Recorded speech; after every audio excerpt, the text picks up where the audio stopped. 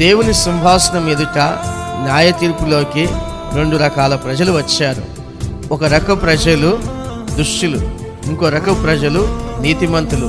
నీతిమంతులు ఎవరు? దేవుని చిత్తాన్ని నెరవేర్చేవారు. దేవునికి ఏది ఇష్టమో అది చేయడం అనేది దేవుని చిత్తం. యేసు ప్రభువు కూడా అతను పరలోకం నుంచి భూమి మీదకి వచ్చింది ఎందుకోసమో తెలుసుకొని, దేవుని చిత్తం ఏంటో తెలుసుకొని చేశాడు. మనము మన జీవితంలో దేవుని చిత్తం కనుగొనాలి.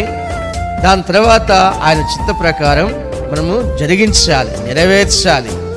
యేసు ప్రభు దేవుని చిత్తాన్ని కనుగొని దాని ప్రకారం నడుచుకున్నాడు. అందుకని ఒకసారి ఏమంటాడంటే, ఎవరు నా తల్లి, ఎవరు నా అన్నదమ్ముళ్ళు, ఎవరు నా అక్కచెల్లెళ్ళు, దేవుని చిత్తం జరిగించువారే నా అన్న, నా తమ్ముడు, నా తల్లి అని యేసు ప్రభు మాట్లాడిన మాట. అంతేకాదు, ప్రభువా ప్రభువా అని పిలిచి ప్రతివాడు పరలోక రాజ్యంలో ప్రవేశించడు గాని నా తండ్రి చిత్త ప్రకారము చేయువాడే పరలోక రాజ్యంలో ప్రవేశించును.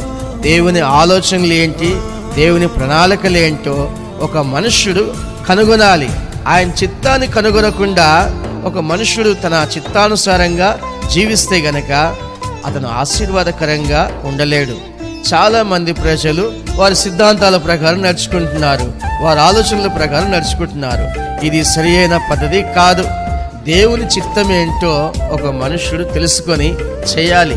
నా ప్రియమైన సహోదరులారా, దేవుని సింహాసనం ఎదుట ఉన్న ఒక గుంపుతో ఆశీర్వదింపబడిన వారులారా, నా తండ్రి చేత ఆశీర్వదింపబడిన వారులారా, లోకం పుట్టింది మొదలుకొని మీ కొరకు సిద్ధపరచబడిన రాజ్యమును స్వతంత్రించుకునడి. నా ప్రియ సహోదరులారా, ఈ మాట నీతిమంతులతో మాట్లాడుతున్నాడు. భూమి మీద ఒక మనుష్యుడు పరలోకంలో పొందుకోవాల్సిన ఆశీర్వాదాలు భూమి మీద తన క్రియల చేత సంపాదించుకుంటాడు.